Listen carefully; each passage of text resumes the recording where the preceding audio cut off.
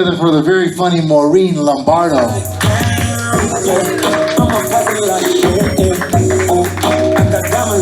Toso's on a Friday. How's everybody doing?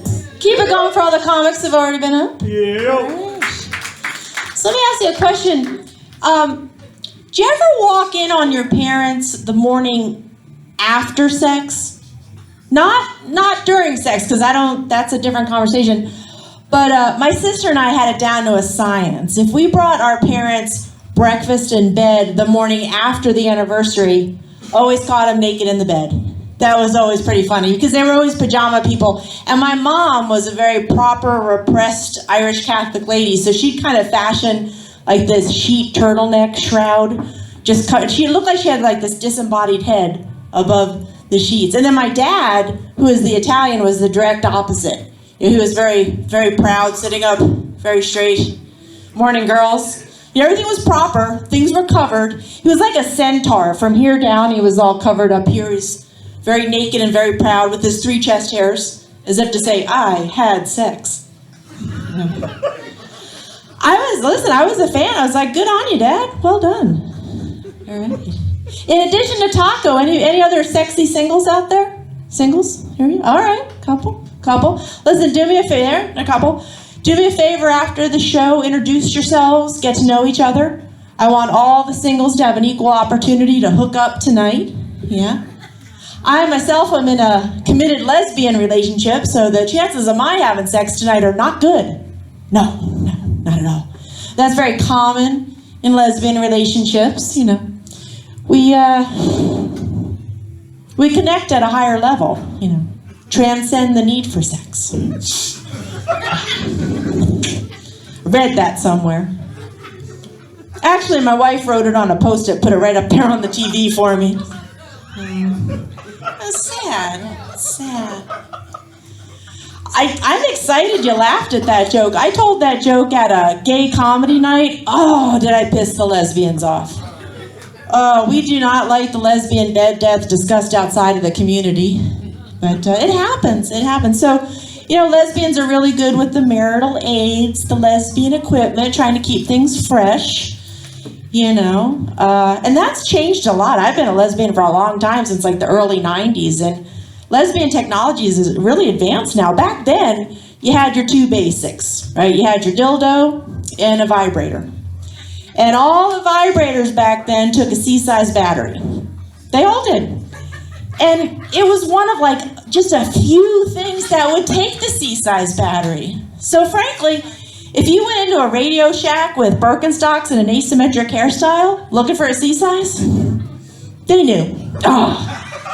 They knew what you were there for. These were rough times. But now it's so different. No C-size batteries. Now everything's rechargeable. Plug it right in the wall.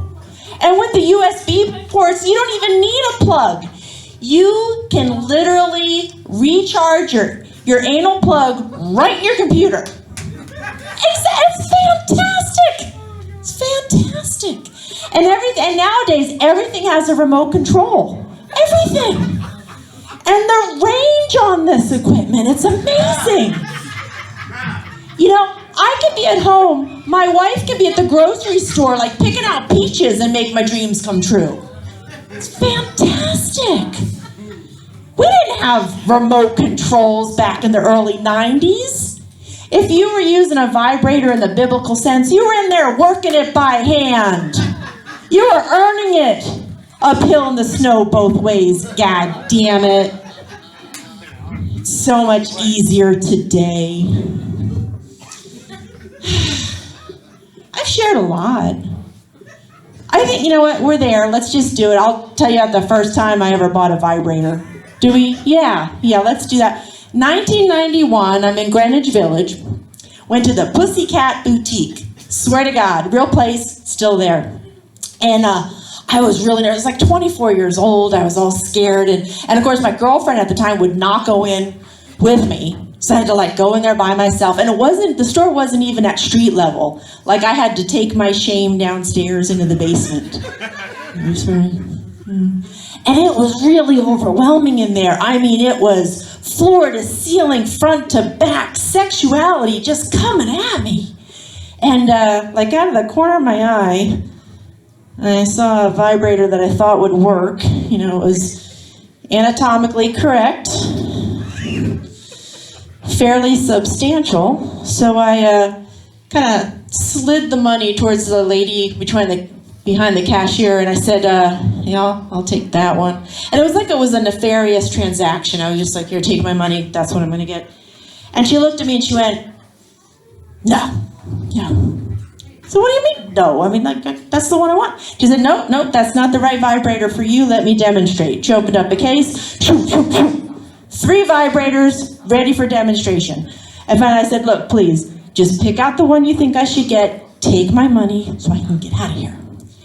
So she did. And I am here to tell you I never liked that vibrator. She took away my voice. Can't let people do that. It reminded me of when I was in first grade. And no, seriously. I know, this makes people nervous, but stick with me. I'm going somewhere with this. I know, it's like she's in a sex shop, now we're in first grade. Okay, just stay with me.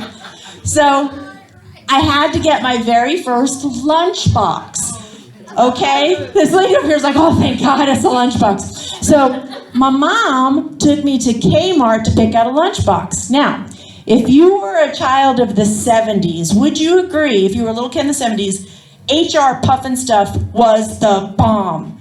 Best show on TV, and they had an HR Puffin Stuff lunchbox. I said, that's the one, Mom, pay the man, let's get out of here. And she said, no, it's not the lunchbox for you. I'm like, what do you mean? She said, oh, it's scary, it's too dark, it's kind of masculine. If I buy you that, you'll probably be a lesbian, you know. So she talked me into getting the Disney World lunchbox. Never liked that lunchbox. So see, these things are connected and they affect you. To this day, I cannot come unless HR Puffin Stuff is playing in the background. Can't do it.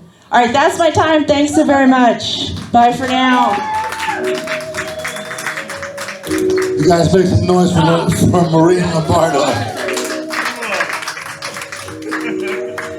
I love how people react to other